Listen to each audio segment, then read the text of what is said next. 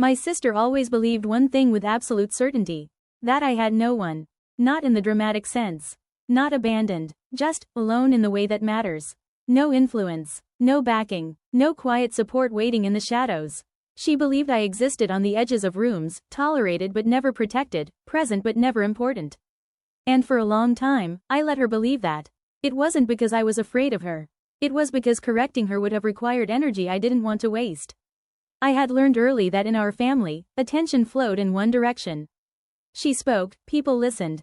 I stayed quiet, people forgot I was even there. She enjoyed that imbalance. It showed in the smallest moments. Family dinners where she answered questions meant for me. Group conversations where she summarized my life like a footnote. Casual jokes that sounded harmless unless you were the one standing inside them. She's independent, my sister would say with a smile. Always has been. She doesn't really need anyone. People nodded. The sentence sounded complimentary. It wasn't. Independence, in her mouth, meant disposable. The belief followed her everywhere. She said it to friends. To relatives. To people she barely knew. Always framed the same way. Light, amused, confident. Like my isolation was a known fact, not something she was actively reinforcing. By the time she got engaged, it had become part of her story. Her engagement party was meant to be perfect. Carefully curated guest list. Soft lighting. Music chosen to feel expensive without being loud. The kind of event designed not just to celebrate love, but to display status. I wasn't surprised to be invited. I was surprised by where she seated me. Not near family. Not near friends. Not even near the center of the room. I was placed at the far edge of a long table with people who didn't know me and didn't ask. It was intentional. She made her rounds like a host who knew she owned the space. Laughing easily. Hugging people warmly. Accepting compliments with practiced humility. Every few minutes, someone would pull her aside for a photo. When she reached my table, she stopped just long enough to acknowledge my existence. "You came," she said, lightly surprised. I smiled. "You invited me." She laughed and leaned closer, lowering her voice just enough to feel private. "I didn't think you'd want to. You usually keep to yourself." Then, louder, for the table to hear, "She's very self-contained." The word landed exactly how she wanted it to. Someone chuckled. Someone nodded politely. Someone else glanced at me, curious but not curious enough to ask questions. I said nothing. She moved on, satisfied. The speeches began not long after. Compliments. Toasts. Stories carefully selected to paint her as generous, driven, admired. When it was her turn to speak, she held the microphone with ease. She thanked her friends, her partner, our parents. She talked about support systems, about love, about always having people in her corner. Then she laughed. "Some of us," she said, smiling in my direction, "are just built to stand alone."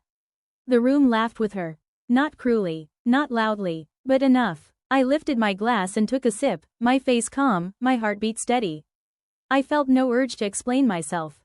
No desire to correct the narrative. Because correcting it in that moment would have looked like insecurity. And I wasn't insecure. I was observant. I noticed who laughed too quickly. I noticed who didn't. I noticed who followed her gaze toward me, and who looked away uncomfortably. And I noticed something else. Her confidence wasn't just confidence. It was assumption. She assumed the story she told was the only one that existed. She assumed I would never contradict it. She assumed I didn't have the kind of connections that mattered in rooms like this. She assumed wrong. While the party continued, I excused myself quietly. I didn't make a show of leaving. I stepped outside into the cool air, the music muffled behind the doors. I checked my phone. One message waited for me. Not from family. Not from friends. From someone she hadn't noticed standing near the bar earlier. "Are you free to talk tomorrow?" I smiled faintly. I typed back one word. "Yes." Then I put my phone away and went back inside. My sister was opening gifts now, glowing, completely unaware that the belief she had built her confidence on was about to crack. She still thought I had no one. She still thought the room belonged to her. And for the moment, she was right. The morning after the party felt quieter than it should have. Not peaceful, just unsettled, like the city itself was waiting for something to happen. I made coffee, stood by the window, and replayed the night in my head, not with anger, but with precision. Every word my sister had chosen. Every laugh she had leaned into. Every moment she had relied on the same assumption she always had. That I was alone. My phone buzzed while I was still standing there. "Tomorrow works. Let's meet." No signature. No emojis. Just certainty. I replied with a location and a time. An hour later, my sister called. She sounded cheerful, almost relieved. "Last night was fun, right?" she said. "I think everything went perfectly." "It was memorable," I replied. She laughed. "You always say things like that." We hung up quickly. She didn't need reassurance from me anymore. She had the room, the audience, the story. As far as she was concerned, the night had done exactly what it was supposed to do. By noon, messages started appearing in places she couldn't see. Quiet check-ins, polite questions, people who had been at the party but hadn't joined the laughter. People who noticed details and filed them away instead of reacting. "Can we talk? I had a question about something mentioned last night. Just wanted to clarify a few things." I answered slowly, not evasively, not dramatically. Truth doesn't rush. That afternoon, I met the person who had texted me first. We sat across from each other in a neutral space, voices low, words chosen carefully. They didn't mention my sister by name. They didn't need to. They asked about my role, my background, my involvement in things that had been presented as someone else's achievements. I didn't exaggerate. I didn't minimize. I explained. By the time we stood up to leave, their expression had changed, not shocked, but thoughtful. That's the look people get when a narrative they accepted too easily starts to feel incomplete. As I walked out, my phone buzzed again. This time, it was my sister. Her message was shorter. "Did you talk to anyone today?" I didn't respond. The rest of the day unfolded in fragments. A missed call, then another, then silence. I went about my routine as if nothing had shifted, because on the surface, nothing had. But under that surface, questions were moving faster than gossip ever could. That evening, she showed up at my place.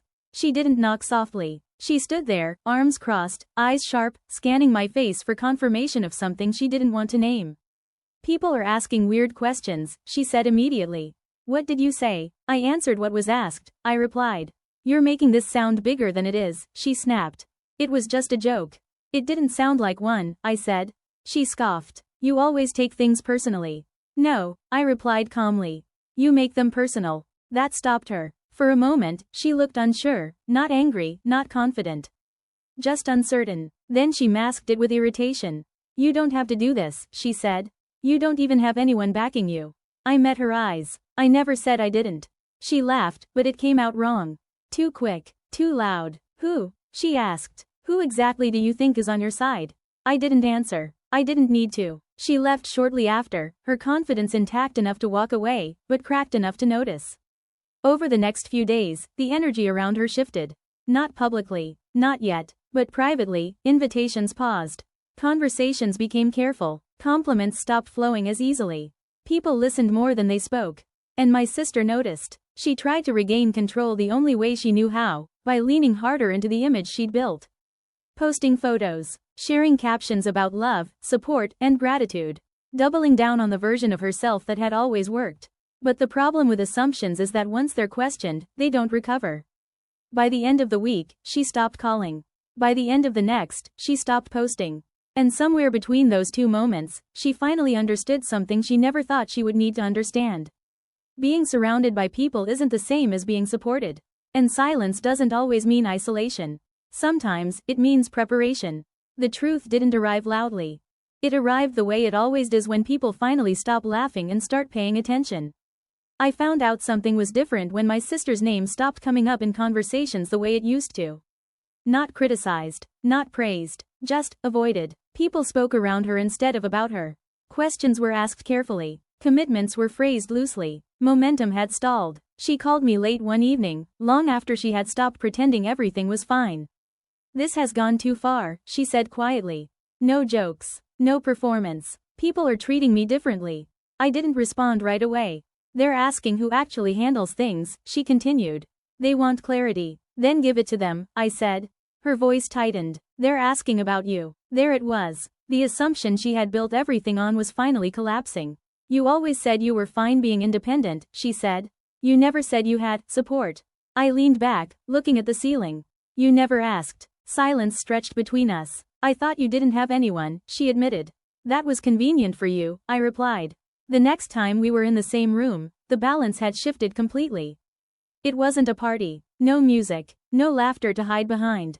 Just a small gathering where people spoke carefully and listened closely.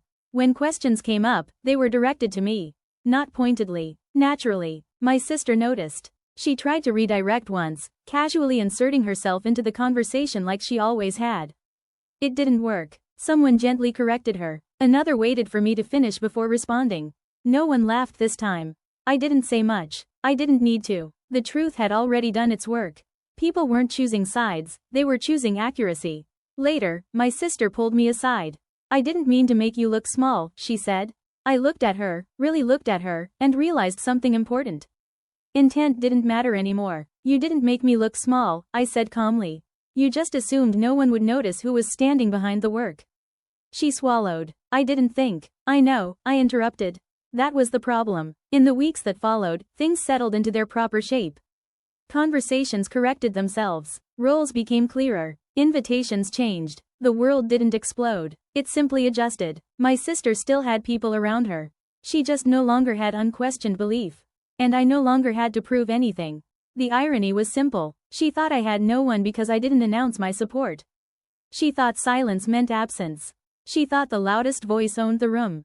What she never understood was this. The strongest backing doesn't clap. It waits. And when the truth finally steps forward, it doesn't need defending. It just replaces the lie.